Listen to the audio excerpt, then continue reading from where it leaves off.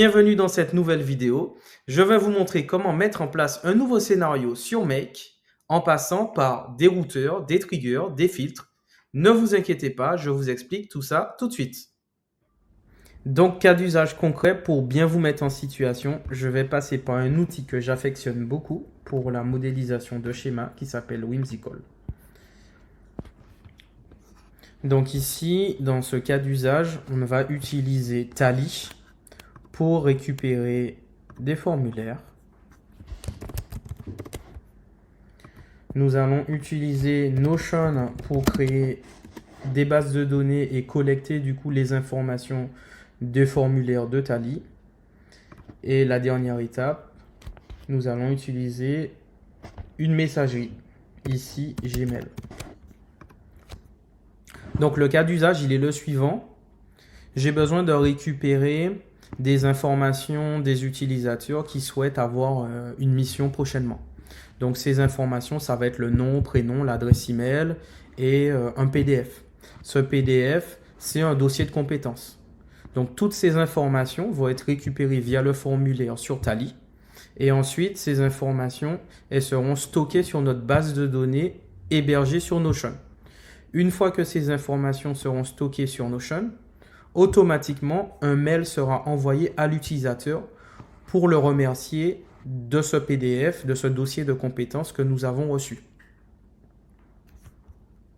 On se rend sur Tally et on va créer le formulaire qui va nous permettre de récupérer les informations de nos participants et notamment ce fameux PDF de dossier de compétences. Donc on va appeler ce formulaire dossier de compétences. Ici, on va rajouter le nom. Donc on va venir récupérer le nom. On va récupérer le prénom. On va récupérer l'adresse email.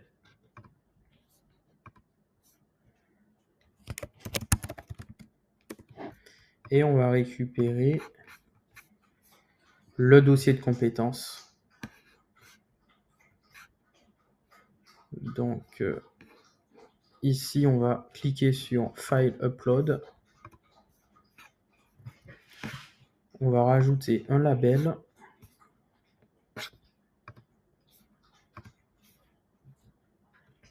On va lui rajouter un label. Hop. Dossier de compétences. Voilà. On va publier tout ça. Et maintenant, nous avons notre formulaire. On se rend sur Make, on va dans Créer un nouveau scénario. Dans la barre de recherche, on va taper Tally. On va cliquer sur Regarder les nouvelles réponses. Ici, on va connecter Tally à Make pour que les données sur Tally redescendent vers Make.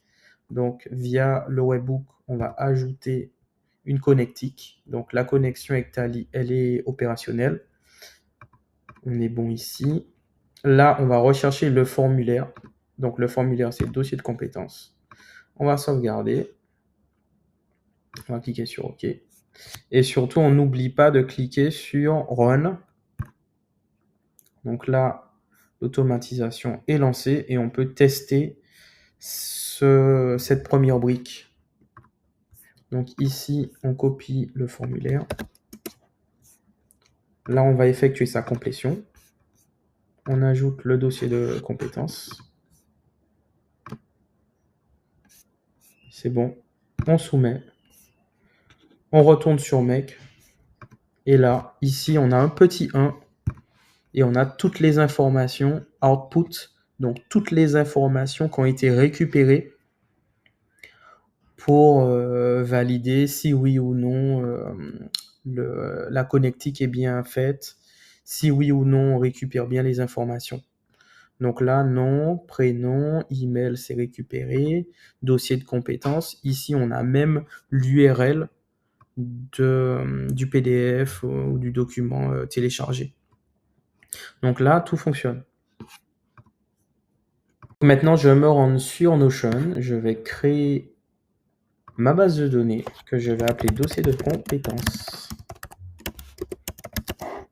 Ici, je vais cliquer sur le plus. Je vais aller dans Table. Je vais nommer ma base de données par dossier de compétences.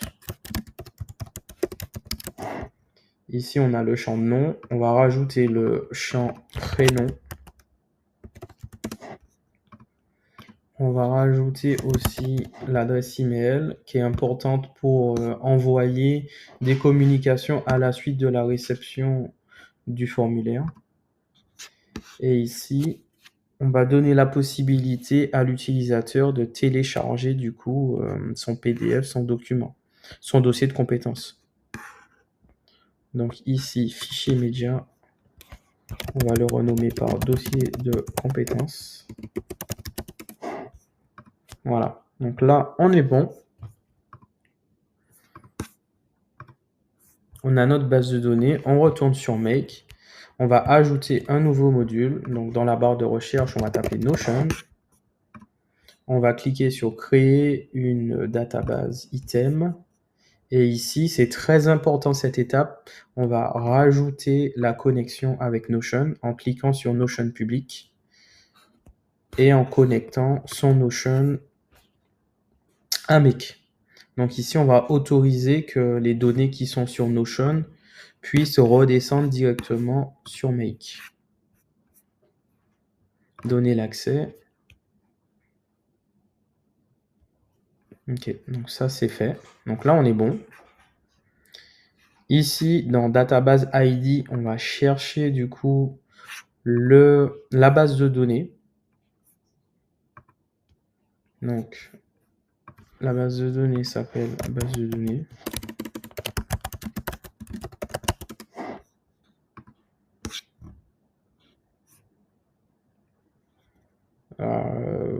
En fait, j'en ai fait deux. Donc, c'est soit base de données, soit dossier de compétences. On va cliquer sur dossier de compétences. Voilà. Donc, ici, on a bien les champs qui redescendent. Donc, le nom, le prénom, l'adresse email et dossier de compétences. On va cliquer sur OK.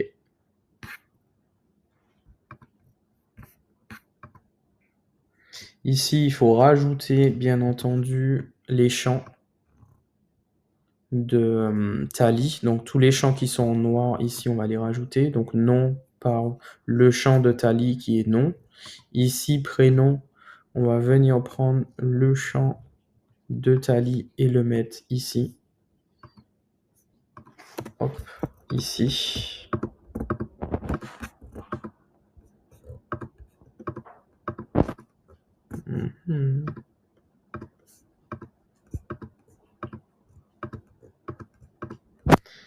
Prénom.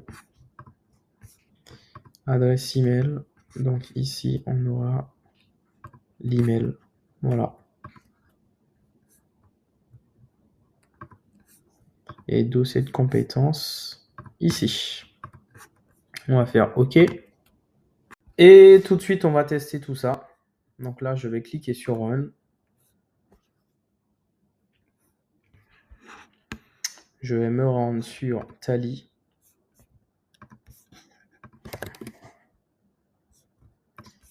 Et je vais remplir tout ça. Donc, je vais mettre le dossier de compétences qui est ici. Je vais soumettre. Donc là, on a les petits 1. Donc, ça a fonctionné. On va se rendre sur Notion. Et on va aller sur le dossier de compétences ici, qui a été rempli. Donc, vous voyez, la colonne nom a été remplie, prénom, email et aussi le dossier de compétences que l'on retrouve ici. Pour cette dernière étape, on va se rendre sur Make et on va rajouter un nouveau module, une nouvelle messagerie. Pour ma part, ce sera Gmail que l'on tape dans la barre de recherche. Ici, on va choisir une nouvelle action. Donc, l'action, c'est quoi? C'est l'envoi d'un email. À la suite de la complétion d'un formulaire Tally, L'utilisateur va laisser son dossier de compétences sur ce formulaire. Les informations seront enrichies sur la base de données Notion et à la suite de ça, un email est envoyé à cet utilisateur pour le remercier. Donc ici, sur le module, on va connecter sa boîte de messagerie à Make et après, on pourra personnaliser son email. Rajouter un nom d'objet, rajouter du contenu. Donc ça peut être du contenu texte ou même de l'HTML. Si vous savez coder, vous pouvez très bien insérer un contenu HTML pour votre email. Voilà, donc si vous avez des questions, n'hésitez pas à le poser en commentaire, j'hésiterai pas à vous répondre. En vous remerciant.